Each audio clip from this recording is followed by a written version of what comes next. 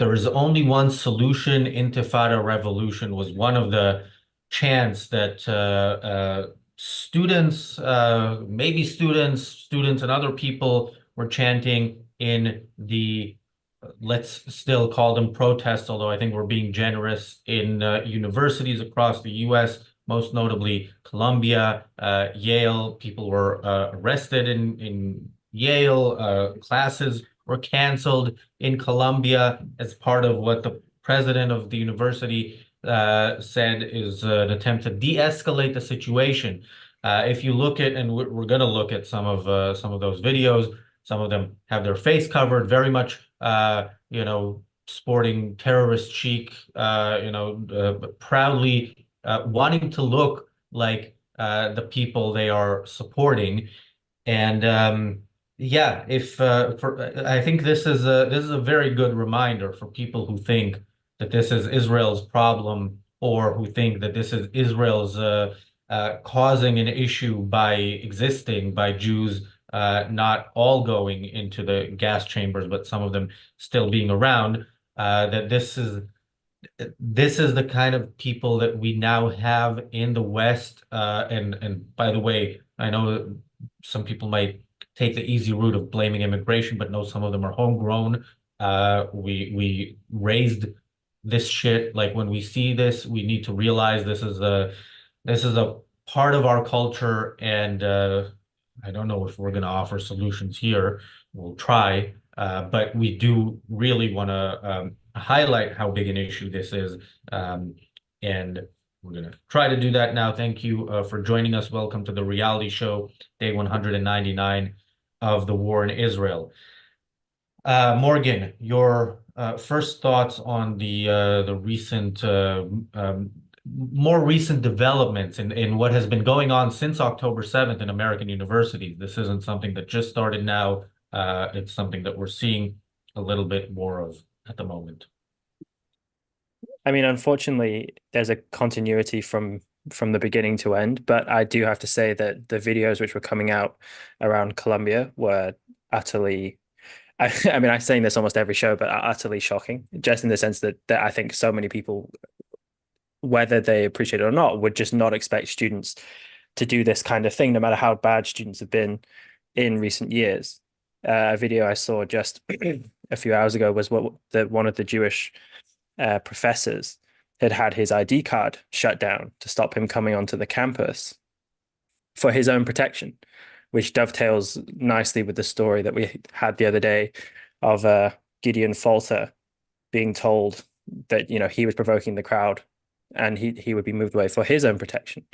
A complete inversion of justice, because the victims of aggression and potential violence are the ones who are being kept away, whereas the violent mobs are the ones who are being protected. And anyone who's been paying attention to what's been going on in university campuses for the last few years, but even decades, you could maybe say, would know that the administrations are pretty soft on this, often because they're either afraid, or often because they actually share a lot of the ideas of the students themselves. The ideas which we're seeing expressed by the students have been developed over decades, so that the people who are now in the administration would have been undergraduates, let's say back in the 60s or the 70s, and would have been taught this by their own professors. So yes, I agree that this is a homegrown issue. I think mostly homegrown issue, although there are certain anti-Semitic attitudes which come into the West through immigration. I think that's mostly actually a minority part of the story. I think a lot of it is actually emanating from the universities. And I think people need to get comfortable saying that actually, although universities and university students and professors are described as being often very hysterical about racism, actually they are the hotbed of racism in our culture for the most part. Marco. Yeah, I think Morgan touched on something there. The 70s are back. We have inflation, UFOs, student protests, environmental hippies, and who's in charge right now? Universities are institutions for learning. You would expect young people to be learning rather than dictating their own truth. And if anything else, you would expect the professors to teach them. be concerned about their education rather than foster their activism. And as Morgan said, the professor in charge now are all former hippies who have seen the 1968 and that kind of socialist crap fail miserably in front of the freedom of capitalism, and they're trying to have a second crack at it. It's not a coincidence that if you look at the placards in London or in New York, as we've seen at Columbia, I think the other night, you will notice the words socialist worker here in Britain and socialist revolution on the placard, pre-made placard in New York. I mean, this is hiding in plain sight that there is a whole sort of coordination on the left, which is designed to create the revolution. The stuff that failed in the 60s and 70s is tried again. But this time, it's not the USSR funding this kind of protests. I'd like our institution actually to follow the money and see who's behind it. My guess is probably some ridiculous clown in Iran with his turban on his head, but it's just speculation. I think in terms of that socialist language you're talking about, you hear all the different groups referring to each other as comrades, for example, which is yet another example of the Marxism which underpins a lot of this and underpins the university teaching that these students have grown up with. I think that there's such a similarity, a depressing similarity between these centers of highly prestigious universities and you know, presumably the best students in the country, and the mob protests on the streets which take in everybody of all sorts of levels of intellect and ability, because the standard of truth for these people is not reality, it's not evidential facts, it's whether what they're saying can be condensed into a single line of nursery rhyme. That seems to be what defines what's true or not. And of course, that appeals to all sorts of people.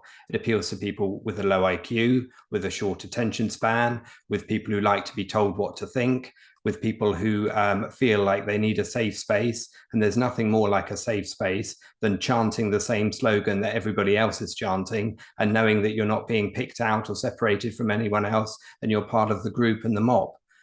So all of that you're seeing going on here. So and that's the best kind of it. That's before you get to the violence and the content of the aggressive content and the attitude towards Jewish students on campus or people trying to go about their business within London or New York. So I want to read a little bit from a Wall Street Journal report on this, and then we can watch a video. So this report is from a few hours ago. It says Columbia University was holding classes virtually Monday as protests over the Israel-Hamas war continue to engulf the campus. Columbia President Minouche Shafik said she wanted to, quote, de-escalate the rancor and give us all a chance to consider the next steps. Pro-Palestinian protesters have swarmed the New York City campus since Thursday and called on the school to divest from financial interests in corporations with ties to Israel. New York police on Thursday arrested more than 100 protests. Now, you always see something like this. You know, the idea of divesting from corporations with financial interests in Israel means not doing any financial dealings with anybody ever. It includes probably everything. Probably when they email, not probably, certainly when they email those demands to the university, they're using a device that has you know, some Israeli chip or something invented in Israel in it. This is you know, unlike the Palestinians, Israeli society is a productive society, and very productive society, and you know, it creates stuff rather than destroy it. But you know, such demands by terrorists or such justifications or rationalizations have always been around. I mean, you know, Kristallnacht was because some Nazi was it ambassador was killed, was assassinated by a Jewish person, so they went and you know, destroyed Jewish shops and killed some Jews. So Nazis and anti-Semites have always had an explanation why for their bigotry and for the violence that they act on in the name of those ideas. All right, let's look at this video. The first one is from Columbia University, right? Let's look at that.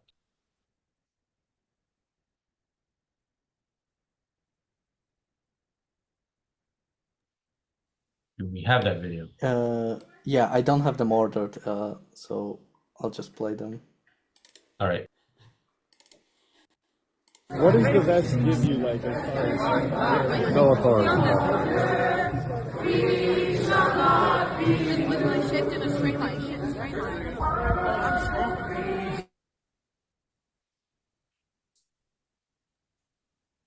So Daniel, that one is from where? You have to give me a second, I'll check. In any case, that's not the worst of the videos, and but it's interesting to see how they, you know, they do have this fashion show of dressing like terrorists, and you know, there's a couple of things here. One is the actions that they're taking in you know, being violent against you know, I don't know if whoever comes there, but clearly threatening violence against Jews. That one is, Daniel tells me, is from Yale. So an interesting thing about the Yale protests is that so I'm going to read from an article, also Wall Street Journal, about the Yale protests. Anti-Israel protests escalated to violence at Yale University this weekend, and administrators let it happen. Well, this is from an opinion piece. Hundreds of protesters flooded the main campus, pitched 40 tents, blocked Yale's main dining hall, chanted for the annihilation of Israel, and denounced America. Identifiably Jewish students found themselves surrounded and cornered by protest mobs. And Sahar Tartak, a sophomore who has written for these pages, was poked in the eye with a flagpole and needed hospital treatment. So the video we saw was nothing compared to what these animals were doing in the university. And again, yes, there were some arrests, but clearly the problem is not going to be solved with some arrest. Morgan. Many people on Twitter and talking about this have compared that particular video we just saw, where I think the student, the video was a bit grainy on my end, but the student, I think, is wearing maybe sort of Orthodox dress in some way and is walking along the front, and the students are joining arms. Comparing it to a photo that's widely circulated now of some Nazi student groups who are linking arms in front of a university, I guess in Berlin or somewhere, and stopping Jews from entering the university. And unfortunately, I think culturally, comparisons to Nazis have become very worn out because of the way in which they've been misused in recent years. And so I don't know whether actually that point will have a lot of purchase on people, though I think it certainly should. And so there is a kind of an outcry about this and a lot of criticism. But I think in trying to locate what's really shocking about it, not only is it that that the students are doing this, but I think in the public reaction, there's far too much sort of pause in people's minds, seems to be my view of it, in that people kind of know, yeah, this is wrong.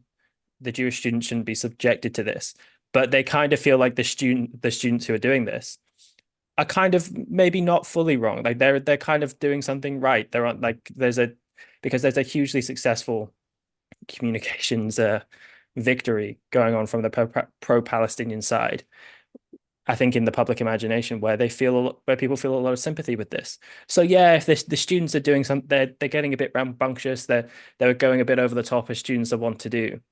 But I think people don't quite get, or their feeling isn't total revulsion and condemnation. It's kind of, yeah, the students are going a bit over the top and they're doing something kind of wrong, but maybe their heart's in the right place, is unfortunately what I think a lot of people, how many people, or far too many people, will see this.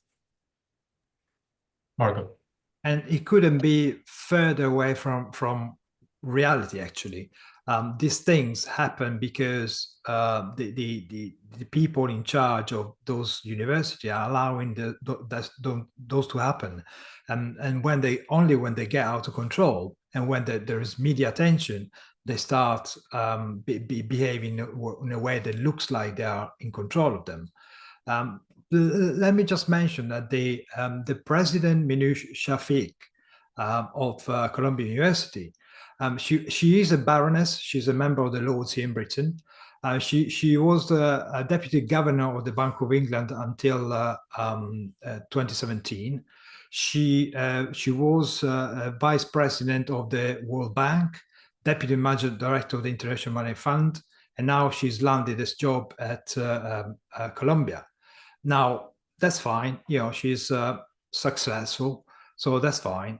However, she was also criticized for failing to take disciplinary action towards Professor Joseph Massad, who wrote an article on the publication Electronic Intifada, which described the attacks on October 7 as innovative, major achievement for Hamas, and a source of jubilation and awe.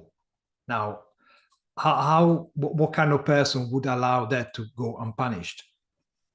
She let him in. As far as I know, he's still teaching in Columbia. So how do you expect the students to behave in a civilized way when you have these animals in charge of their education? But more widely, we have seen how protest has been weaponized in the West.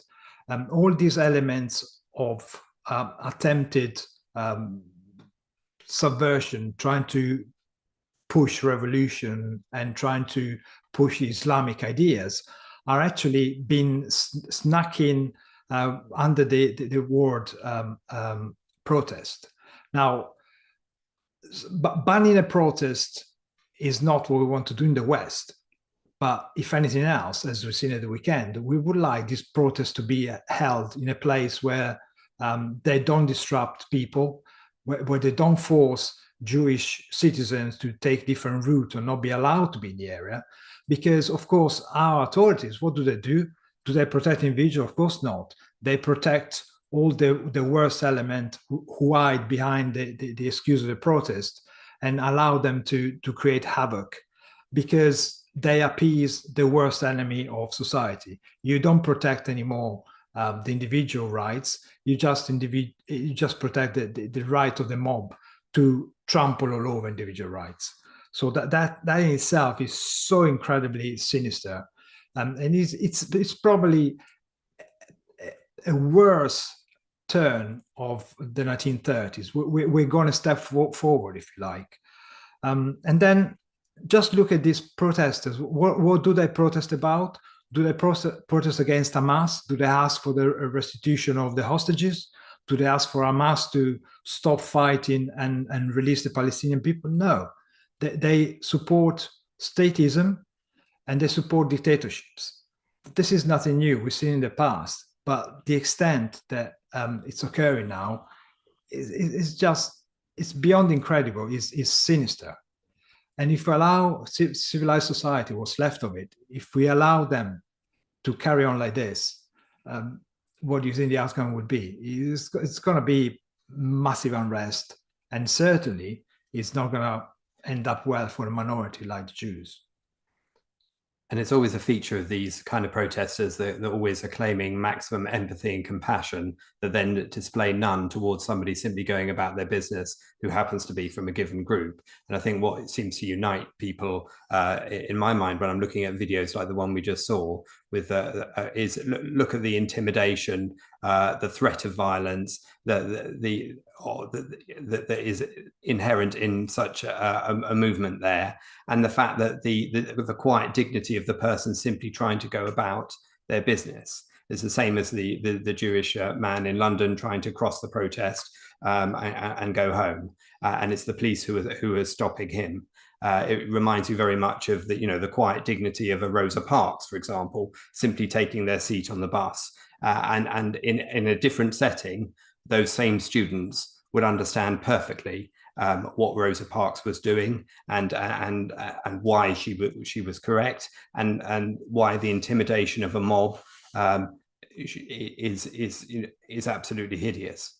I think what you mentioned earlier on, in terms of what the professor at Columbia had said, what the chancellor at Columbia had said about switching to remote learning in order to de-escalate, and that word de-escalate is hugely revealing, because that's what's happening in all three cases. You're trying to de-escalate the protest in Colombia. The police are trying to de-escalate what could happen on the streets of London by stopping the Jewish man from going home, and the international community is trying to de-escalate the situation in the Middle East by telling Israel not to respond when Iran attacks it, or when Hamas attacks it, essentially.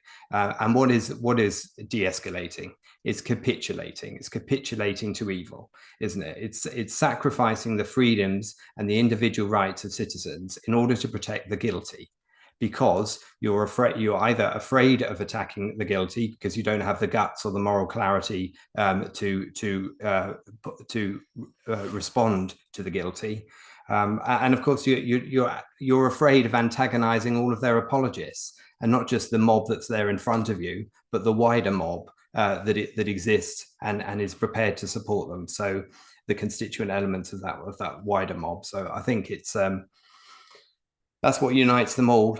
It's the inability to see good and evil, and capitulating to the evil in order to supposedly spare the good. Yeah, absolutely. I mean, the example of the man in London who was told you were quite openly Jewish when in the area of a anti-Israel protest, and if you don't leave, you will be arrested, and then him being surrounded or confronted by pro-Palestinian terrorists, what's the word, protesters, but terrorist wannabes maybe, telling him that he's being watched, that they're going to follow him wherever he goes, with the police standing there and doing nothing, is it is ironic that they talk about de-escalation, because when you say that so clearly, the perpetrators of violence hear you, and they hear that the police is on their side, and the more they do, the more violence they initiate, the more the police will be scared to act to defend the people they're supposed to defend. And that's by the way, that might be generous on my part towards the police. It could be that it's not that they're scared, it's that this is actually the side that they choose. And I want to say, to the credit of the police in the US, they did arrest some of these students, but then there's a question of what those arrests will lead to, and what does it mean when the university continues to allow this and decides to move the classes to online remote learning. What does this say to the terrorists? Does it say anything other than let's keep terrorizing Jewish students? We are succeeding. We are succeeding. We are achieving results by doing this. Morgan, you said Nazi comparisons are overdone and overused, and it's true, but they're often overused by the people to whom they apply the best, like these people who probably would say that Israel is a Nazi country, that's a favorite of theirs, while they're socialists who hate Jews, so and want Jews killed, which is of course an irony that I don't know if they fully appreciate. All right, should we go to another video? This is from Colombia.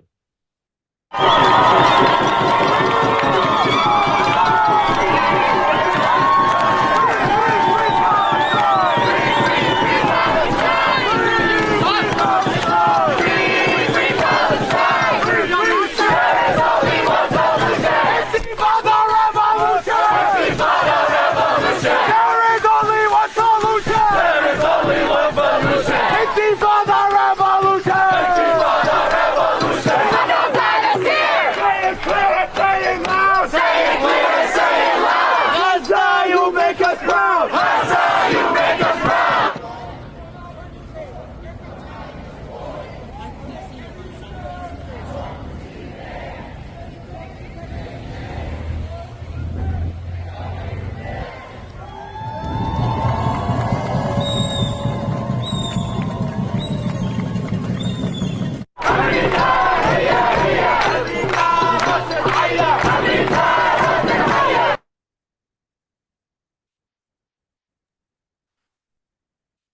Yeah, I don't read Arabic, so I don't know what some of these posters say, but there's something about watching the police kind of having this front row seat and thinking they're at a show rather than looking at this and saying, maybe this is the point where we should actually do something as opposed to when they decide that they want to be like the people that they support. Again, Intifada revolution, Intifada is Arabic for uprising, but it's specifically set in the context of the two intifadas of the Palestinians against Israel. One in the late 80s, which was mostly, they were throwing stones and rocks and so on, and doing kind of what these people are doing. And then the second one was daily terrorist attacks. At some point, they got to daily. The other points, they were very frequent. Terrorist attacks, suicide bombings. These people are very clearly calling for the murder of Jews. This is not a complicated thing, and the people who don't see it among the authorities don't see it because they choose not to, as opposed to because they don't understand what's going on. Morgan. Yeah, I mean, I was mentioning before about the way this will play on people in the mainstream, and I think they'll see something like that and they'll feel a kind of disapproval in the sense that this is too much. But the ideas which the students are embodying, I think, have a lot of the cultural momentum. So although, yeah, people probably won't go out and join them for the most part, although far too many people will, these are the people who will further shift the culture in this kind of direction, and that should really worry people. And as for the the violence, there's a really selective way that this is treated, one by the administration, and although you mentioned that some of these people were arrested, I think by the police as well. I mean, this violence probably, the kind of thing isn't going to, not enough is going to be done about it. Perhaps, you were talking about the university moving to online learning. Perhaps there'll have to be a two university solution because they're not going to really do anything about it. Look, people need to get really serious about this, because what does it say about our culture that people can't stand up to this? People can't recognize evil right when they see it, when it's clearly there in front of them. And that's because the ideas which they've accepted has got in the way. Now, some, I think, very encouraging comments were coming out from some influential commentators on this. John McWhorter had a good kind of take on it, but as objectivists, I think we're going to be much more sensitive to the way that altruism plays on people's minds here, and is going to be what's driving some of the sympathy. And whilst people will recognize that there's an ideology involved, they probably aren't going to question it all the way down to that and reject that. And unless they do that, I think that the momentum is going to remain with these people and with these ideas. Marco. There is a reason why the police are not intervening. They're not intervening in London, they're not intervening in New York, because they are afraid. They know perfectly well that if they were to engage with these baboons dancing around, these jihadi, Abu Jihadi wannabe in training, it's going to be a riot. You're gonna effectively break the very, very feeble peace between the westernized world and these baboons who just want to push Islamic laws and Islamic ideas in the West. We now reach the critical mass where there are enough of them to be able to cause a big problem. And all these protests are actually organized. You can see Ethan Fishberger is written about it, he tweets about it. But all you need to do, just read what this guy says. The National Students for Justice in Palestine wrote on social media, the supposed power of our administrator is nothing compared to the strength of the United Students, staff, and faculty committed to realizing justice and upholding Palestinian liberation on campus. These guys are mob. These guys are trying to intimidate everyone who doesn't think the way they think.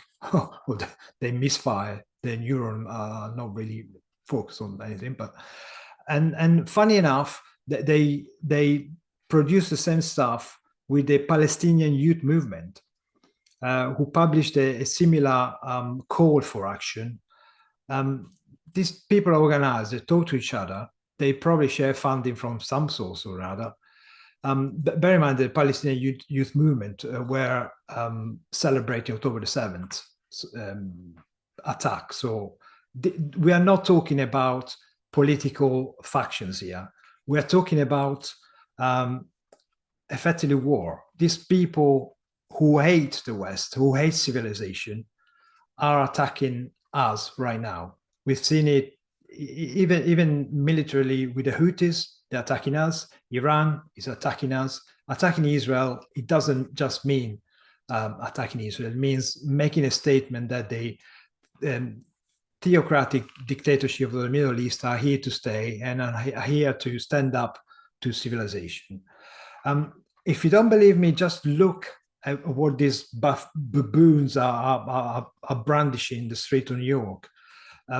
Placards with the word World Intifada on it. World Intifada. These guys want to set the civilized world on fire and establish tyranny. It's there. It's there. It's not even hidden. It's there in your face. And if you still choose not to see what's coming, well, perhaps you deserve what's coming. One of the things that Eitan Fishberger has pointed out in some of his tweets is the extent to which all of these organizations are coordinating their action in terms of releasing the similar worded tweets and messages all at the same time. He's pointed out how the strategy, resources, and coordinated action are evident if you look at them, and that's across a whole bunch of the organizations. I've got them here, but I won't choose to name check them at this point. And the point is that all of these are trying to encourage for the BDS movement, for the boycott, divestment, and sanctions movement against Israel. That's what one of the things that they're trying to do, which is anti-Jewish from start to finish. I think there's a couple of things I wanted to mention based on following from what you guys had just said. One is to do with the two-tier policing, something that the previous Home Secretary here in the UK had pointed out and left her job at the point when she did so.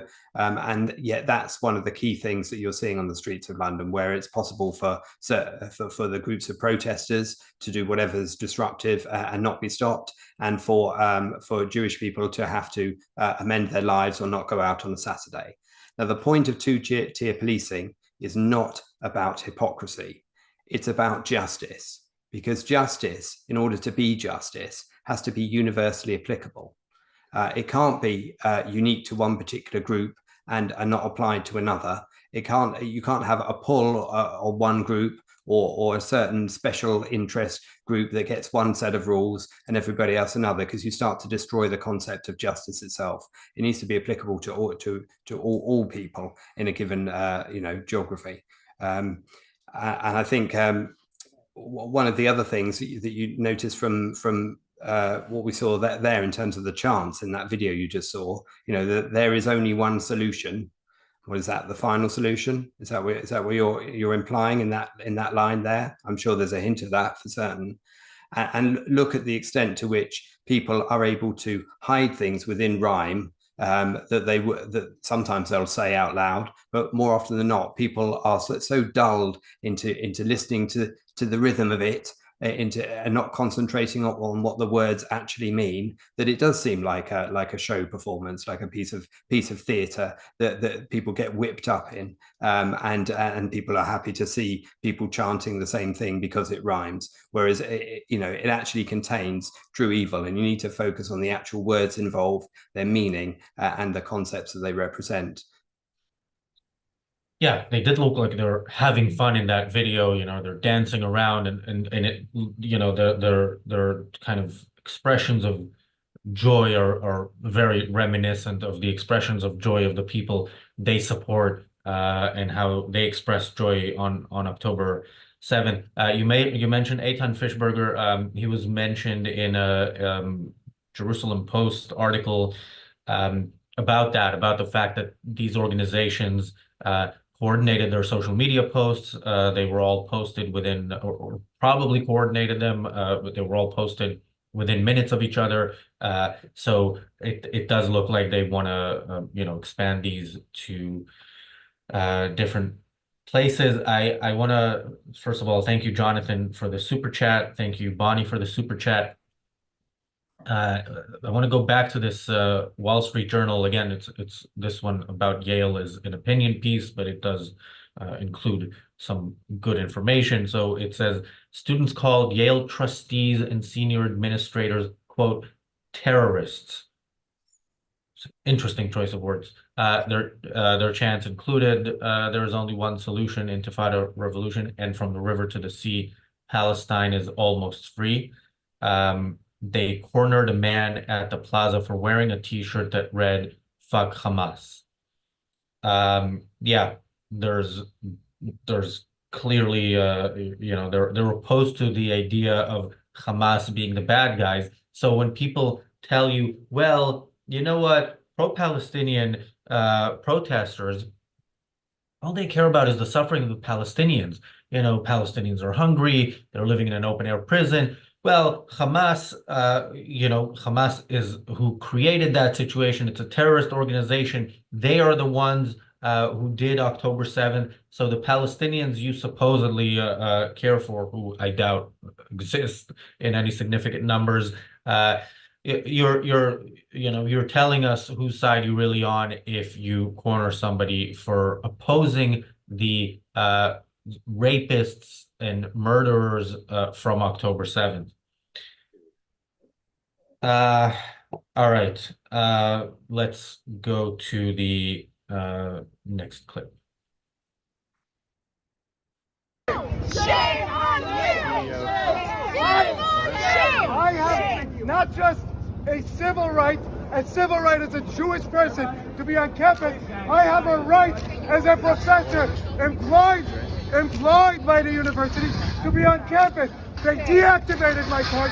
These are 5 lawsuits happening, but we don't want to do it. We just want to be Jewish and focused.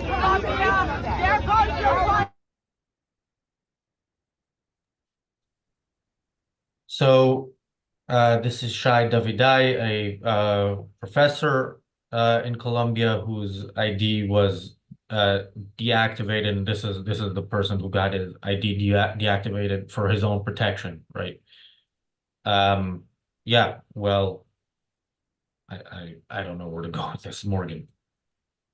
I mean, the only proper way to protect someone in that situation is not to sequester them away, and to, as was done with, or was trying to be done with, Gideon Falter in London. I mean, he's done a number of interviews in recent days which are comparable, and the way in which he's been treated by the mainstream press, he's been treated favorably by the right-wing press, but by the kind of centrist press, let's say, he's been treated suspiciously.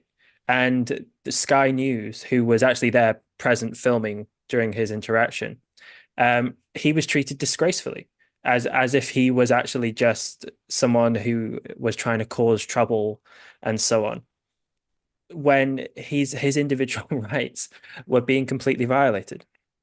And people need to really ask themselves, where on earth is this coming from? That people seem to feel this suspicion, as if it's not a clear case of him being a victim or of this professor being discriminated against. And I mean, just a recommendation, there was a movie once that Nikos recommended I watched called the Baader-Meinhof Complex.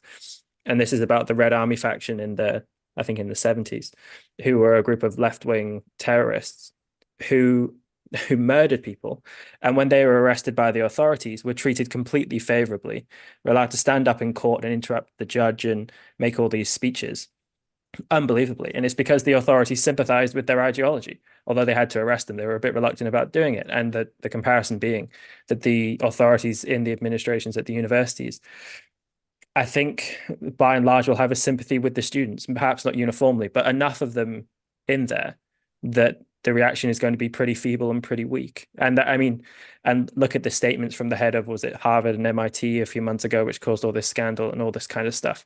Because if the universities were to try and come out really hard against this, the students have been getting away with doing this kind of stuff in different contexts for years and years. And now that it's coming out against Jewish students and Jewish people, it's hard for them, not only because they sympathize, but also because the precedent is to allow them to do these kind of protests and sit-ins and intimidation tactics and all this kind of stuff. So the rod has been twisted for our own backs for a long time, and well, I'm mixing metaphors, but the chickens are coming home to roost. Marco. Yeah, initially I was wondering whether, for example, the policeman in here in London was just gaslighting us and making us believe he was actually interested in the protection of this guy. But actually then you realize that they're so morally twisted, they're so conceptually upside down that they don't realize that actually they're standing on the right of the bullies. They're helping the bullies to bully people. And that's what they're doing. But just looking at the techniques that these students are using, doesn't it remind you of Extinction Rebellion? Doesn't it remind you of the techniques that Just Oil used to organize little groups? They even organize in chapters, as they call them. Is there a coincidence that Greta is wearing a keffiyeh or whatever it's called? All this kind of crazy thinking, which we've seen in the last few years on the environmental side, they've been transferred across to the Middle East. So to me, it looks like somebody is leveraging the same idiots and who are just feeling alive, just doing something and not thinking what they're doing. But this time, the purpose is not the environment, but the destruction of the Jews, the destruction of Israel, and the destruction of civilization. And it's so obvious that trying to justify and trying to see anything else out of this protest, it's not students who are bored. These are people, not only students, but also the adults, who are hell-bent into causing effectively the destruction of Israel. This is naked anti-Semitism, which used to be a taboo, and now is being allowed to get out of the box. And we're going to see the consequences for years to come, because the West doesn't have the balls and doesn't have the moral standing to stand by its values and to push back. And that's why the calls for Israel to stop defending itself. And look at that professor there who was trying to go about his work. And he was offered by the COO of the university that he could be escorted directly to his classroom, but wouldn't be allowed to walk around campus freely as any other student or professor should be able to. That is the pro. And the COO seems to think he's behaving well in this, that's an acceptable solution that's looking after his safety, as opposed to recognizing that it's those who are threatening violence that are the problem, and that those are the people who should be punished for it and stopped from doing so. What does the professor say? He says we just want to be Jewish in public, and that's a big similarity with the guy in London, isn't it? Who literally, all he's doing is wearing a yarmulke and walking about London where he needs to go. That's all that they're asking for. Now, one of the other protests I saw, it was a US protest. The chants there from the people who were very well covered from head to foot, male equivalents of a burqa, were chanting, "You have no culture. All you do is colonize." That's the anti-Western slogan that you're looking at. And for people who support the kind of cultures that they come from and are advocating for, it is the culture of force. It is the culture of physical force. And the references to colonize there show how much the education system has seeped through at every level and is constantly being thrown back in people's face. I mean, at the moment, it feels like it's like having a pub where you've got some people quietly chatting at one table and a rowdy group at another, and the police come in and arrest the quiet chatters and take them out of the pub and hand the pub over to the rowdy bunch that are about to kick off and throw chairs at each other or whatever. And you're literally giving over society to the worst elements whilst you're claiming that you're supporting, the good people that you banned from existing. That's the depressing nature of it. And of course, in terms of the Jewish dimension to this, in terms of the victimhood, is often the way that people look at society these days. And that's obviously the way in which education institutions are teaching people to look at it. But the Jews are never allowed to be at the top of the victim pyramid, even for a moment.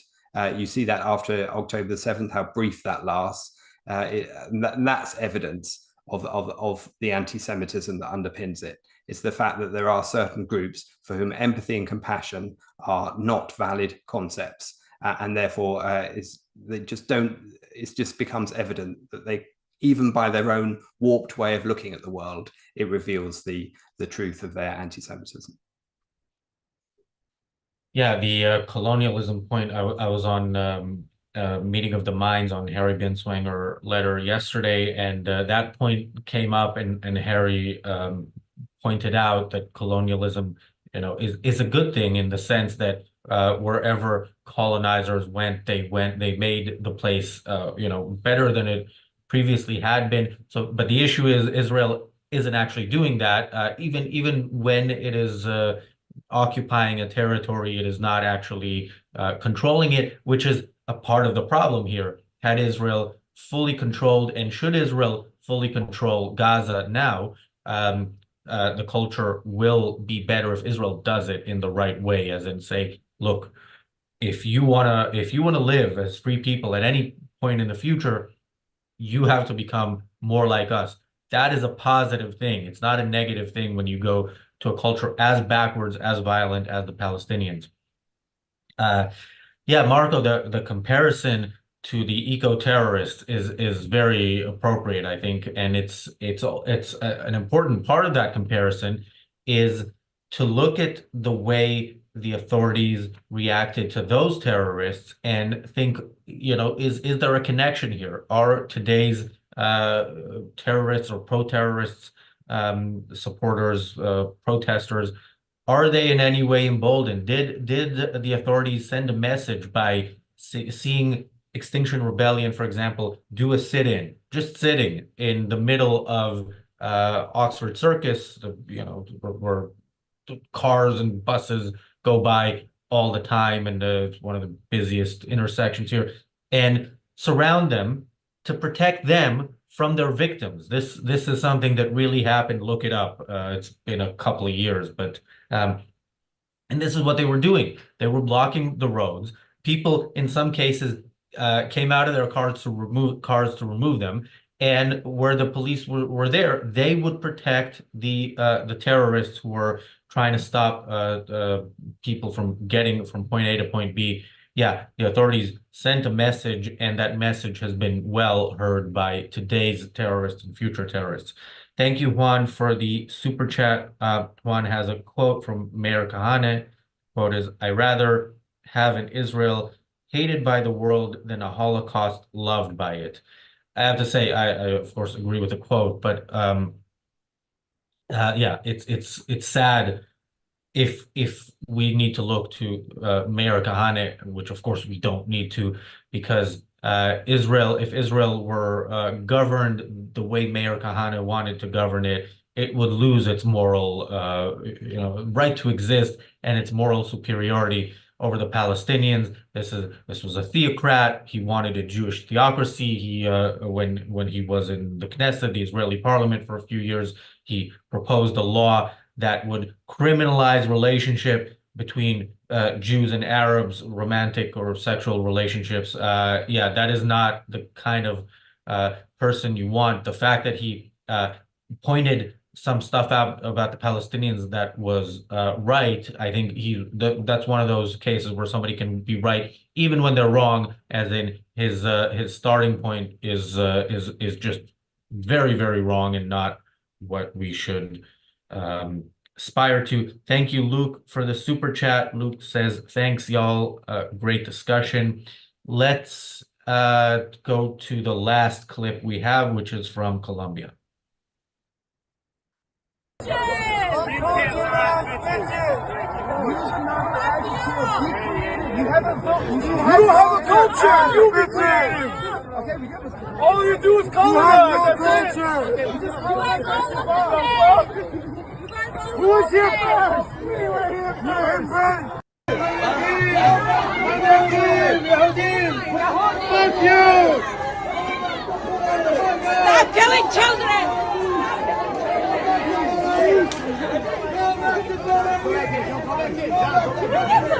Public safety?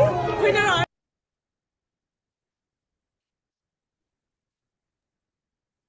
Yeah. Yeah, well, I think we got to the essence of it at the end when we say this is 1930s Germany. Yeah, obviously fully covering their faces, knowing that they're still not living in a society fully run by the type of ideas that they're promoting. They can, you know, follow Jews around and shout at Jews, yeah. This is I'll repeat what I was saying at the beginning, that if you think this is a unique problem, if you think you know, maybe once we maybe let these people finish the job that Hitler started, then they'll become peace-loving people and they'll be nice to the rest of us. No, these are the savages are not just in Gaza, they are in on our streets and in our universities, and I think this is as clear as could be. Morgan. Yes, and I mean, since you know you mentioned Hitler, I'd point out that whilst the Nazis initially didn't do very well in urban centers and looked to the countryside for support, the place where they did do well in urban centers was in the universities. Although there were admirable examples of German students who opposed the Nazis, that there was far too many who were in support of them. So if people sort of glibly assume that students could never do anything anti-Semitic or Nazi-like, then it's just an ahistorical point, I'm afraid. And you know, I'm blaming a lot, and you know, rightly, the rot that's in the culture ideologically, but there's a weakness in the opposition to a lot of this stuff, I think, frankly, which needs to be mentioned and brought out as well. And the solution is not only ideological change, but a way to facilitate that is that far more needs to be done in creating an alternative system of universities. A lot of these universities survive on, I mean, not only state funding, which props them up, but on a kind of inertia. There have been some efforts to create alternative universities and places of learning, like in Austin and so on, and Jordan Peterson's doing something, though I don't have tremendous hopes for that.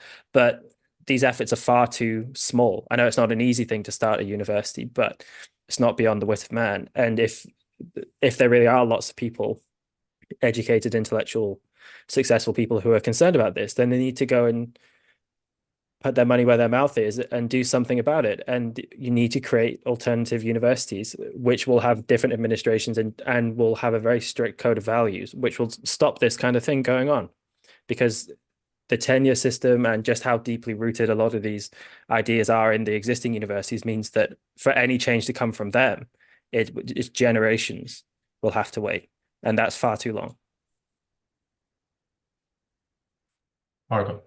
Yeah, I would urge anyone who's funding these institutions just because of the emotive memory when they were there or whatever, just pull your money out now, because all they're doing, they're using their money, your money, to effectively create a whole set of ideas and people ready to fight exactly what you stand for. So stop funding these I don't even know how to define them, because they're not even nihilists. They're just there to effectively just to prosper on somebody else's effort, and they don't really care about the action that they take. So they don't even think they have an ideology apart from not caring, letting anyone take advantage and piggyback their institutions.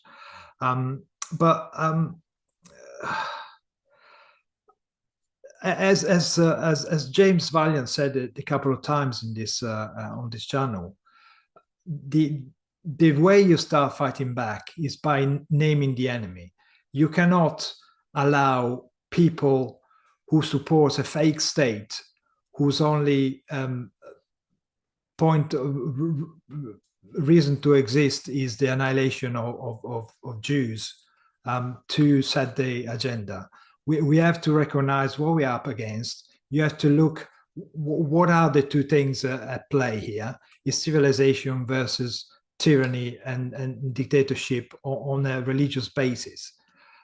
So once you realize that underneath this all is the Islamic ideas that are trying to overtake the weakened West, the amoral West, you're going to start be able to push back. And until you have the courage to point the finger and say exactly who you're fighting, you will never win. You can't just shoot in the dark without knowing where your target is. As I said earlier on, it feels like we're back in the 70s, but the 70s were replaced by the 80s, when capitalism was rediscovered, or at least, you know, got some reprieve from the really socialist times. And of course, there was a whole religious connotation to the rediscovery of capitalism. But we can probably do it better next time if we survive this fight. Yeah.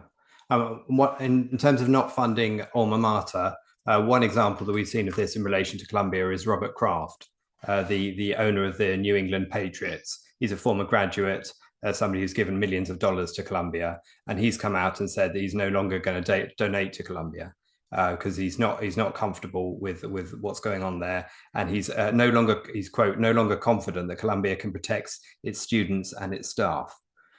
So it is happening in a good way, in some measure, and if it's going to change, that's one of the key elements that we need to see take place, because otherwise we are going to be living in some sort of reverse Minority Report, where people arrest the victims of crime ahead of the event in order to keep crime figures down, where there's some sort of curfew for the law-abiding, like in The Purge, and the rest of the society is given over to mob violence. Now, none of us want to see that, and unless we start putting the blocks on this, that's where we will head. But hopefully signs like defunding alma mater and stopping the source of all this corruption in thinking that comes from universities will be a step in the right direction. I hope so. And yeah, the irony of these people demanding divestment from Israeli companies while really being funded by Jewish people is, you know, is hard to ignore. But also these universities have these endowments of billions, and I think they're kind of secure. Their financial future is unfortunately secure, which is, you know, often yeah, when you have no reason to be concerned about such things, you don't really care enough to do anything about whatever is going wrong. I want to quickly address a couple of comments. One saying Kahana was right.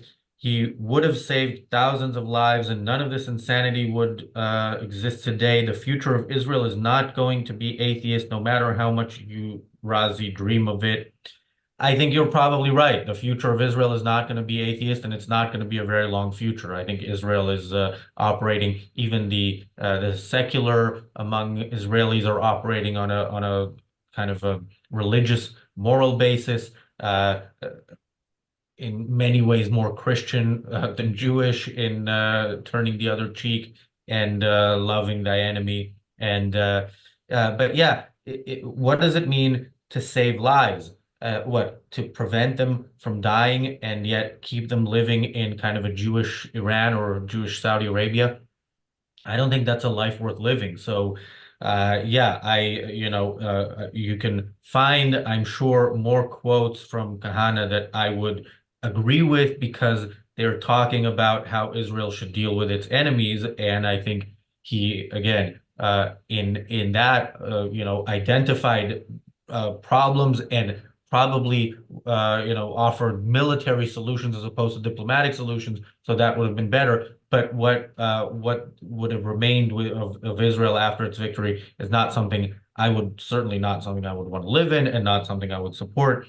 And Juan has another Mayor Kahane quote saying, if Arabs became the majority in a democratic process, do they have the right to do away with Israel?